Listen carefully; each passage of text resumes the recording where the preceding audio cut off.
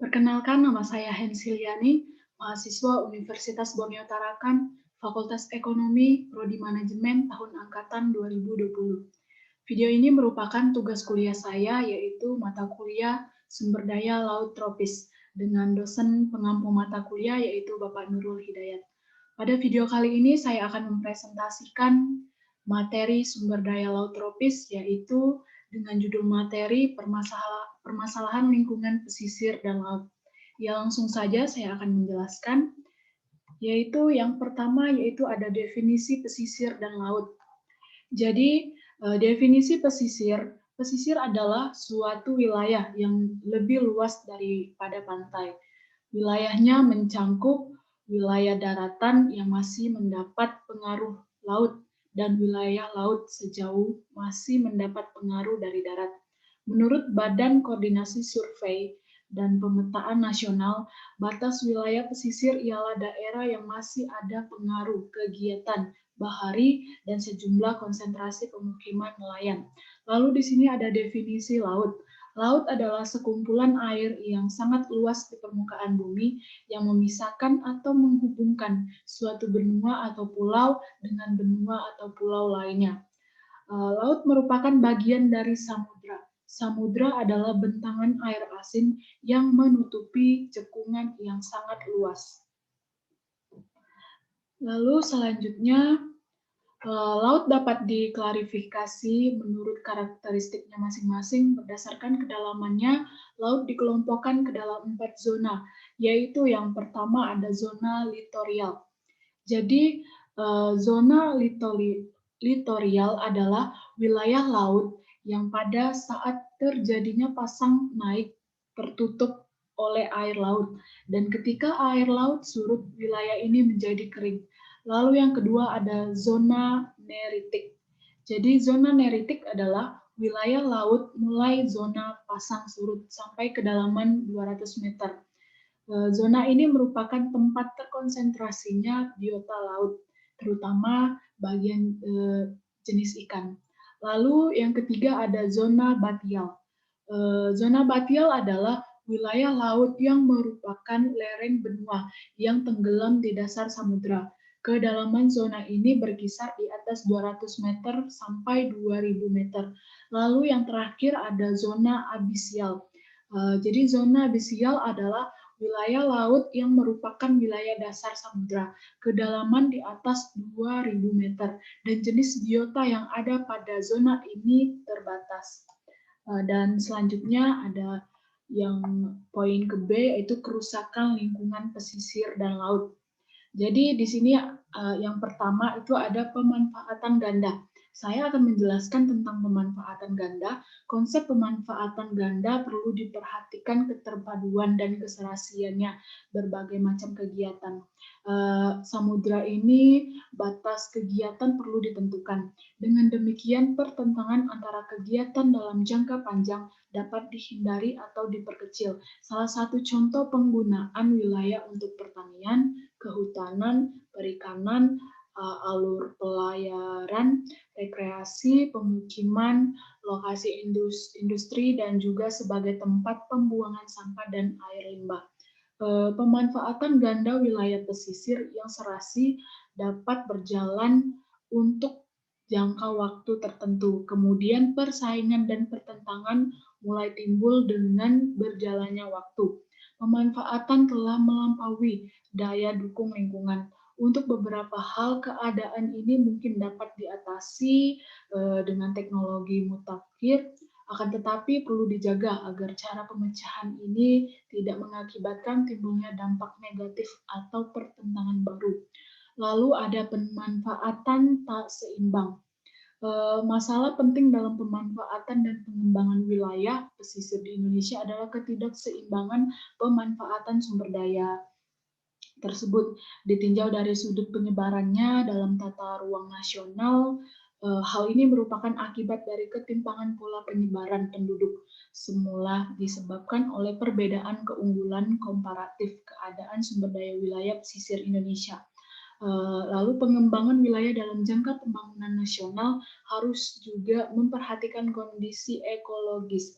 setempat dan faktor-faktor pembatas melalui perencanaan yang baik dan cermat serta dengan kebijaksanaan yang serasi. Perubahan tata ruang tentunya akan menjurus ke arah yang lebih baik. Lalu yang ketiga ada pengaruh kegiatan manusia.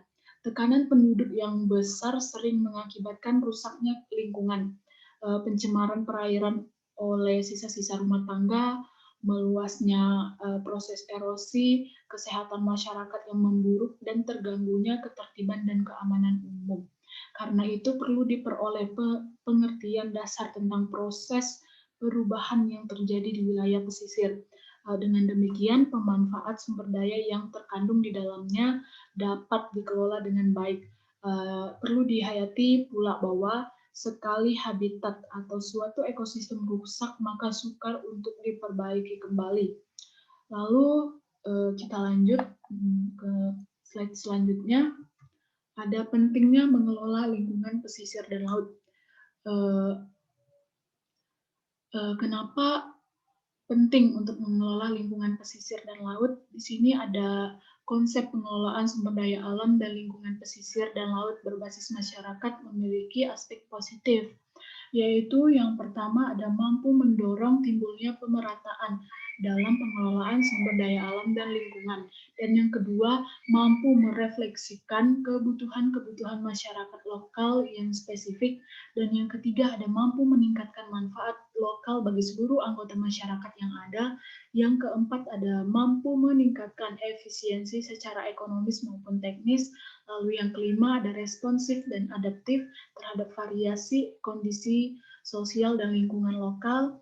Lalu yang keenam ada mampu menumbuhkan stabilitas dan komitmen. Lalu yang terakhir adalah masyarakat lokal termotivasi untuk mengelola secara berkelanjutan. Dan selanjutnya penanggulangan kerusakan lingkungan pesisir dan laut berbasis masyarakat. Jadi tujuan khusus penanggulangan kerusakan lingkungan pesisir dan laut berbasis masyarakat dalam hal ini dilakukan untuk meningkatkan kesadaran masyarakat mengenai pentingnya menanggulangi kerusakan lingkungan. Lalu juga ada meningkatkan kemampuan masyarakat untuk berperan serta dalam pengembangan rencana penanggulangan kerusakan lingkungan secara terpadu yang sudah disetujui bersama. Lalu yang ketiga, membantu masyarakat setempat memilih dan mengembangkan aktivitas ekonomi yang lebih ramah lingkungan. Lalu yang terakhir ada memberikan pelatihan mengenai sistem pelaksanaan dan pengawasan upaya penanggulangan kerusakan lingkungan pesisir dan laut berbasis masyarakat. Lalu pengelolaan yang berbasis masyarakat adalah suatu sistem pengelolaan alam dan lingkungan di suatu tempat. Pengelolaan di sini meliputi berbagai kegiatan, yaitu ada persiapan. Dalam persiapan ini terdapat 3 kegiatan kunci yang harus dilaksanakan, yaitu yang pertama ada sosialisasi rencana kegiatan dengan masyarakat dan kelembagaan lokal yang ada. Lalu yang kedua, pemilihan atau pengangkatan motivator desa. Lalu yang ketiga, ada penguatan kelompok kerja yang telah ada atau pembentukan kerja baru. Lalu yang kedua itu ada perencanaan. Dalam melakukan perencanaan, upaya penanggulangan pencemaran laut berbasis masyarakat ini terdapat 7 ciri perencanaan yang dinilai akan efektif, yaitu ada proses perencanaannya berasal dari dalam dan bukan dimulai dari luar. Lalu yang kedua ada merupakan perencanaan partisipatif, termasuk keikutsertaan masyarakat lokal. Lalu selanjutnya berorientasi pada tindakan berdasarkan tingkat kesiapannya. Lalu selanjutnya memiliki tujuan dan luaran yang jelas. Lalu yang selanjutnya memiliki kerangka kerja yang fleksibel bagi pengambilan keputusan bersifat terpadu. Lalu yang terakhir meliputi proses-proses untuk pemantauan dan evaluasi. Dan next yaitu persiapan sosial yang ketiga. Untuk mendapatkan dukungan dan partisipasi masyarakat secara penuh, maka masyarakat harus dipersiapkan secara sosial agar dapat mengutamakan aspirasi serta pengetahuan tradisional kearifan dalam mengenai isu-isu lokal yang merupakan aturan-aturan yang harus dipenuhi. Lalu yang kedua, mengetahui keuntungan dan kerugian yang didapat dari setiap intervensi yang diusulkan, yang dianggap dapat berfungsi sebagai jalan keluar untuk menanggulangi persoalan lingkungan yang dihadapi. Lalu yang ketiga, berperan serta dalam perencanaan dan mengimplementasikan rencana tersebut. Lalu yang keempat, ada penyadaran masyarakat. Dalam kerangka penyadaran masyarakat terdapat 3 kunci penyadaran, yaitu penyadaran tentang nilai-nilai ekologis, ekosistem pesisir dan laut, serta manfaat penanggulangan kerusakan lingkungan. Lalu yang kedua ada penyadaran tentang konservasi. Lalu yang terakhir itu ada penyadaran tentang berkelanjutan ekonomi jika upaya penanggulangan kerusakan lingkungan dapat dilaksanakan secara arif dan bijaksana. Lalu yang kelima ada analisis kebutuhan. Untuk melakukan analisis kebutuhan terdapat 4 langkah pelaksanaan, yaitu dengan melibatkan masyarakat lokal, identifikasi situasi yang dihadapi di lingkar kegiatan, lalu ada analisis kekuatan, kelemahan, dan peluang ancaman, lalu ada identifikasi masalah-masalah yang memerlukan tindak lanjut. Lalu yang selanjutnya ada yang keenam, yaitu pelatihan keterampilan dasar. Pelatihan keterampilan dasar ini perlu untuk efektivitas upaya penanggulangan kerusakan lingkungan, yaitu dengan pelatihan mengenai perencanaan upaya penanggulangan kerusakan, lalu yang kedua keterampilan tentang dasar-dasar manajemen organisasi, lalu yang ketiga peran serta masyarakat dalam pemantauan dan pengawasan, lalu yang keempat, pelatihan dasar tentang pengamatan sumber daya, lalu yang terakhir yaitu pelatihan pemantauan kondisi sosial, ekonomi, dan global. Lalu yang ketujuh ada penyusunan rencana penanggulangan kerusakan lingkungan pesisir dan laut secara terpadu dan berkelanjutan. Di sini terdapat 4 langkah penyusunan rencana penanggulangan kerusakan lingkungan pesisir dan laut secara terpadu dan berkelanjutan, yaitu mengkaji permasalahan, strategi, dan kendala yang akan dihadapi dalam pelaksanaan upaya penanggulangan kerusakan lingkungan. Lalu yang kedua yaitu menentukan sasaran dan tujuan penyusunan rencana penanggulangan. Lalu yang ketiga yaitu membantu pelaksanaan pemetaan oleh masyarakat. Lalu yang terakhir, melibatkan masyarakat dalam proses perencanaan serta dalam pemantauan pelaksanaan rencana tersebut.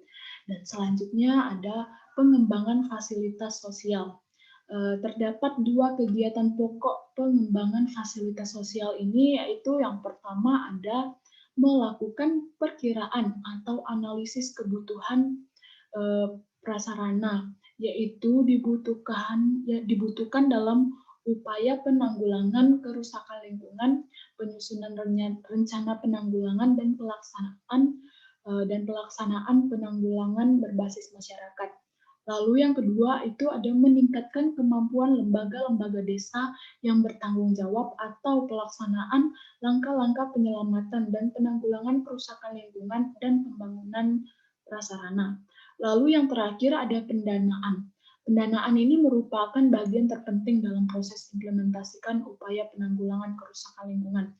Karena itu, peran pemerintah selaku penyedia pelayanan ini diharapkan dapat memberikan alternatif pembiayaan sebagai dana awal perencanaan dan implementasi upaya penanggulangan.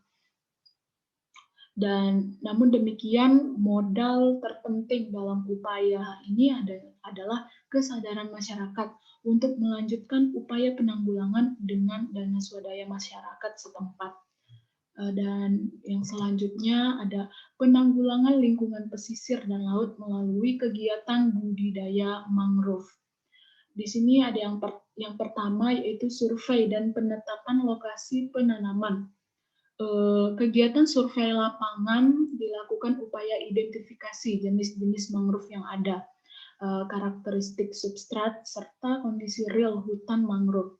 Sasaran rehabilitasi adalah menanam jenis mangrove yang sesuai dengan karakteristik dan tipe substrat berlumpur. Apakah ia berlumpur, berpasir, lumpur dan pasir, dan atau bercampur, kerang-kerang mati. Upaya rehabilitasi sedapatnya tidak dilakukan pada daerah aliran sungai-sungai kecil karena hanya akan mengalami kegagalan. Lalu yang kedua ada persemaian dan pembibitan mangrove. Jenis bibit yang akan dijadikan bibit adalah yang dominasi berada di sekitar areal rehabilitasi. Pertimbangan yang kian adalah dengan melihat struktur tanah dan ekologi kawasan rehabilitasi. Jenis Rhizophora Masronata itu adalah jenis bibit yang mempunyai toleransi yang cukup tinggi terhadap tekanan ekologi. Untuk meningkatkan presentasi kelangsungan hidup penanaman mangrove, dilakukan upaya persemaian untuk bibit yang akan ditanam. Persemaian dilakukan di sekitar area penanaman ini agar mempermudah akses penanaman.